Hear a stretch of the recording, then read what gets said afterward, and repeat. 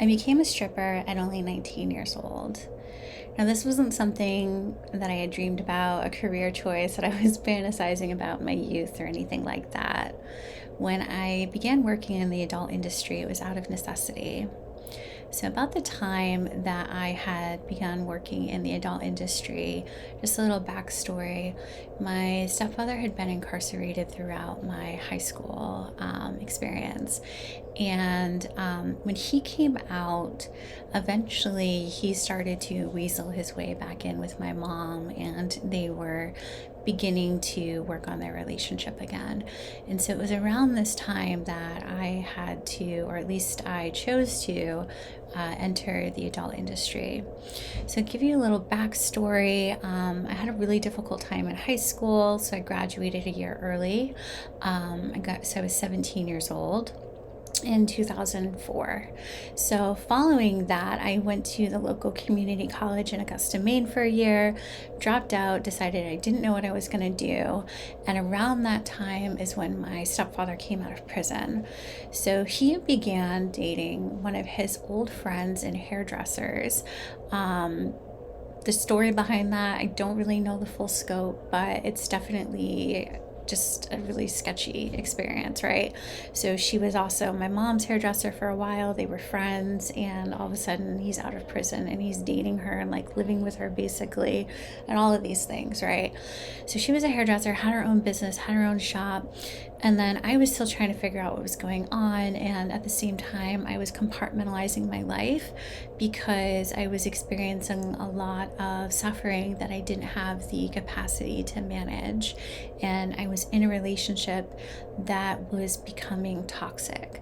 So, what ended up happening is my mom had decided, which I believe she was deeply manipulated by my stepfather, to sign me up for hair school. And at this point, I was 18 and I was an adult, and she did so without having a conversation with me.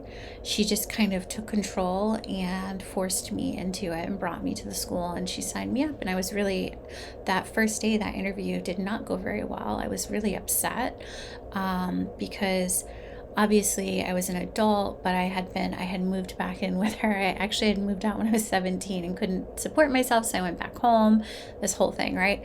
So essentially she signed me up for this program, forced me to go in school, which I think in the background was being deeply manipulated. And yeah, so she started paying for me to go to hair school.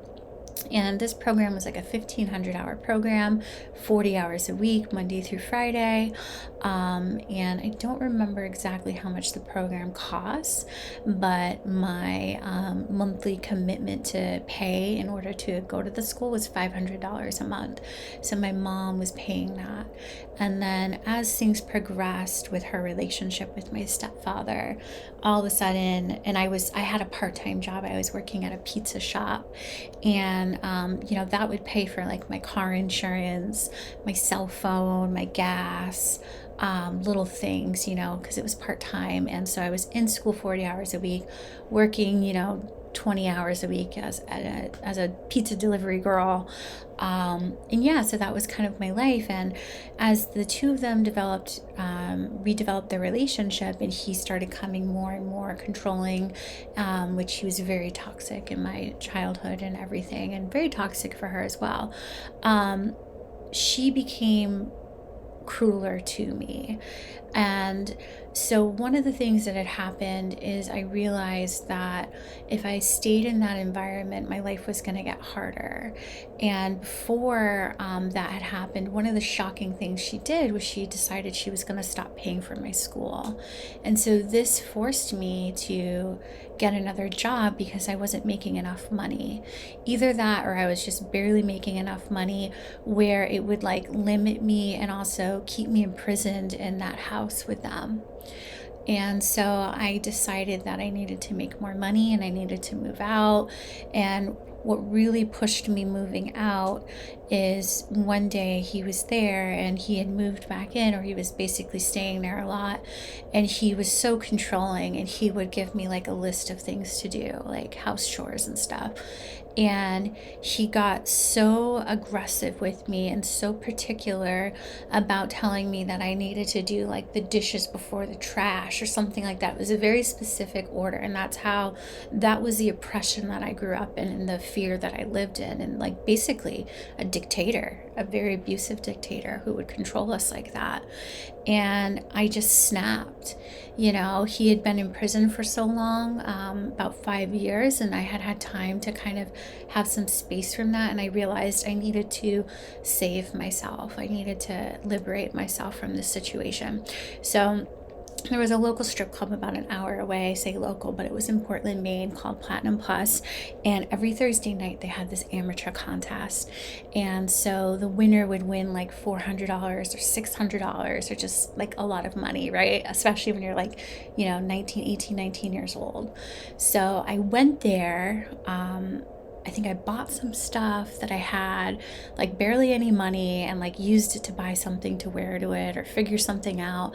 And I went there by myself, completely terrified. I had never been inside of any type of establishment like that, or even a nightclub. I mean, this was Augusta, Maine, back in like 2005. So yeah, or 2006. I can't even remember the year exactly, but so yeah, there wasn't anything like that I had ever been exposed to. And yeah, and I just kind of ponied up, soldiered up, went there, did the amateur contest, which I was absolutely terrified. And I think I got like third place or something. I got like $75, and then some tips and stuff. And I was like, wow, I made a couple $100 from it. And I was super excited. And the manager at the time, offered me a waitressing job. And I was really grateful because that's what I wanted. I needed a job, and stripping was kind of like, oh my God, like it's a way that I can quickly make money and liberate myself. As uncomfortable as it was, where I was living in the toxic environment was dangerous for me. It wasn't safe. And yeah, so I did that, right? And so I was really thankful when he gave me the opportunity to be a waitress, because I hadn't even considered that as an option. Right. And I needed money. So I took that job. So while I was going to school 40 hours a week, Monday through Friday, I worked 3 nights a week at the club. And it was essentially, I think it was Friday, Saturday, and Monday nights initially. And so I always showed up to work. Sometimes this club was open until 6 a.m. And so sometimes I was basically driving home over an hour away, and going to school like shortly afterwards with 0 or like a few hours of sleep some days. It was crazy. And basically how I was able to do this is I took a lot of ephedra, right? So at the time, ephedra was legal, and of all people who told me about ephedra was actually my mom. So she said she used to take it with a cup of coffee and an aspirin or something and go to the gym. And so this stimulant was helping me have the energy to do all the things that I was doing, right? So sorry, give me a second. I want to look at my notes.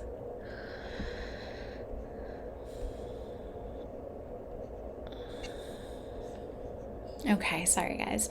Yeah, so I said lost a little track there. But yeah, so that's kind of how I began working in the club environment as a cocktail waitress.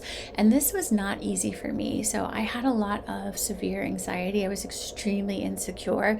And then on top of that, I was taking ephedra, which was making it worse. Sometimes I'd lock myself in the bathroom and pace because I was so incredibly anxious. But it was also really powerful for me at the same time, because I forced myself to be in this very uncomfortable environment, and I learned how to adapt. I learned how to socialize. I learned how to communicate better. And there's just so many things that I learned at that time, right? For the development of myself.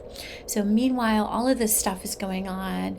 there came a time where one of the DJs that was working there had some hardships with his partner, and she left and left her kids alone with him. And so they needed a babysitter. So the manager, the general manager, was like, hey, can you babysit these kids? And then the other nights of the week, the other 3 nights, you can work or whatever. So at this point, I'm going to school 40 hours a week. I'm also, oh yeah, I forgot. I'm living with another a student from my school, a hairdresser. He's this really nice gay guy. He knew about everything that was happening, was like, you can come live with us. I think my rent was like $300 or $350 a month. I can't even remember, but it was really low and I was really thankful. But basically, I was hardly ever home because I was working all the time. And then we had some sort of falling out. I don't even remember what happened right now. So I tried last night when I was thinking about this and processing this story to share it with you guys or to share it with you. I literally like couldn't figure out or remember what exactly happened, but it was some sort of falling out. And so then I had to get my own place for some reason. But so I was working, 6-7 nights a week, going to school 40 hours a week, running off no sleep, eating Cool Ranch Doritos, like the little bags, and Diet Mountain Dew and ephedra. That's basically what I lived off of. And like $2 burritos from the health food store next to my hair school, Dunkin' Donuts, iced coffees full of sugar, full of cream. Like, it was not the best lifestyle. And I was in a toxic relationship with this guy that wasn't going well, right? So anyway, so here I am compartmentalizing, pushing through, just getting things done. That saying, keep calm and carry on. That wasn't necessarily a mantra that I was conscious of, but looking back, that's what I was doing. I was continuing to move forward in a very difficult time. And there was just so much trauma going on. So there was the abandonment, my mom, always choosing men over her children, and the abuse that came with him entering our lives and the manipulation. And then there was also my sister was being abused by him horrifically. All sorts of stuff was happening, and I was helpless. I couldn't do anything to change her situation, or the only thing I could do was leave. Or at least that's what I believed. That was my perspective at the time. And so that's what I did. And it was a lot of suffering and isolation at that point. And so basically, I didn't really have time for relationships outside of my commitments to work and school. And my relationship with the guy that I was seeing at the time, that was unraveling in a very unhealthy way. I was just like clinging on to something that wasn't good for me. And it was just super duper toxic. I mean, when I say toxic, like, I can't even make this up, right? So my stepfather is back with my mom, living in the house. They're doing their thing. And my ex-boyfriend starts dating this girl. Turns out my ex-boyfriend, who had also been working for my stepdad's company, and he was an electrician, they had some sort of falling out. And one of the reasons why they had a falling out was the girl that my ex was dating, my stepfather was also sleeping with. So you can imagine that also my stepfather was an addict. So a lot of these people were, using substances, right? So what had happened is the two of them got into a confrontation. My ex-boyfriend supposedly kicked his ass and pulled out a gun and put it in his face and was like, don't ever fuck with me again, basically.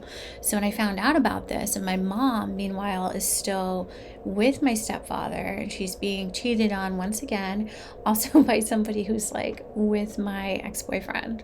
Like, it's just like disgusting, right? So I reached out to my sister, who at this point had liberated herself in her own way, which was basically dropping out of high school, running away from home. And looking back on it now, I just see like she had just been so traumatized, and the people that had accepted her were, other broken kids and young adults and people who abuse substances. And so she was living with this girl that I didn't get along with, and I went to go see her one night after I got all this information, because I was just like completely distraught. I needed my sister, and that night ended up being me getting my ass whooped by a house full of people. And the friend that came with me was unable to help me and too afraid. And my sister finally got somebody to stop it, but it was really messed up. So it's like a freaking action movie, right? Or some sort of like junkie movie. I don't even know. Like, when I say junkie, I mean like addicts and stuff. So yeah, it was just like this really crazy time. And so while all this, and that's not even everything, like I don't even have time in a 20-30 minute video to tell you about that 1 year of my life when I started working in Platinum Plus at the strip club. It was in hair school. Like, there are just so many stories. It's just like hours and hours and days of stuff. So much happened. And, here I am, this like still a teenager, technically, an adult, but here I am just going through the motions and doing my best, right? So eventually what happened was we had waitresses at the club, and then we had shot girls, and then we had strippers, and we had champagne hostesses, right? So eventually somebody called out and they were like, here, can you sell this tray of shots?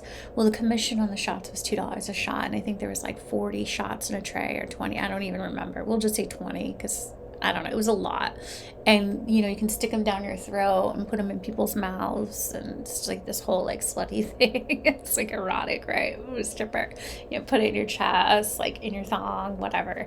So I sold them all. And I did that first night without being provocative. Like, they were like amazed that I had sold so many shots. Like, they were like, oh my God. So then I was able to become a shot girl. So I was making, as a waitress, $100 to $200 a night. And now all of a sudden I'm making like $400 to $600 a night selling shots, and it's a little bit more of a promiscuous job. Now I'm not waitressing. Now I'm like dressed a little bit more like provocative and showing more skin and sitting on people's laps and flirting and dancing and selling shots. And so this kind of became the thing. I was going through this and still working and just, I don't even know, like just getting things done, paying my own school, like owned my own car, didn't have any payments on my car, was just doing all the things, right? And then eventually what had happened at the club is a girl who was really beautiful. And, at this time I really had a low self-worth, low self-esteem, even though I was like probably 115, 120 pounds, 5'7", beautiful. I never saw myself as beautiful because my whole life, I was never cultivated in an environment that taught me to love myself or believe in myself. Instead, it was a very heavy, toxic environment, right?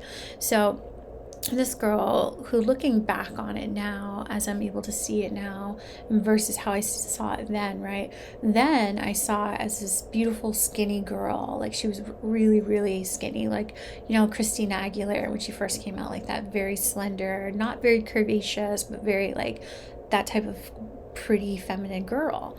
And so she came back and she was like sleeping with one of the managers off and on and all this drama. So he was like, I'm there at work every night, not calling out, showing up. And I don't even have my waitress uniform anymore because I don't need it. But he gives her my shot girl job that night. And I was like pissed off. I'm like, no, I had something to say about it. And he was just like, well, whatever, you can just go back to waiting tables. Whatever happened, it didn't turn out well. And I said, fuck that. I'm just going to be a stripper. That night also happened to be Thursday night, which was amateur night. So I got a little buzzed and I did the amateur night. And at this point, I'd been in the club for a while, several months, and I had established relationships with people in there and the staff, right? There was like this whole like cliquey group within the club, and it was like traumatic high school all over for me again. And I was like the outsider, and they were like the cliquey cool kids that I could never fit in with, and who would talk about me and put me down. And so this was like my moment. So I got up, I did it, I won, obviously, because everyone supported me, and I made like $600 on stage. I made a shit ton of money, and I was like, wow, like, I'll just be a stripper. So later that night, my boss came back and he was like, I'm sorry, like, you can have your shot girl job back, like, you don't have to do this. And I was just kind of like, no, like, I don't want I just would rather do this. And I think at that point I had realized, once again, it was another person who showed me how disposable I was. Sorry. And, for me feeling like I didn't matter. And I didn't want to feel like that anymore.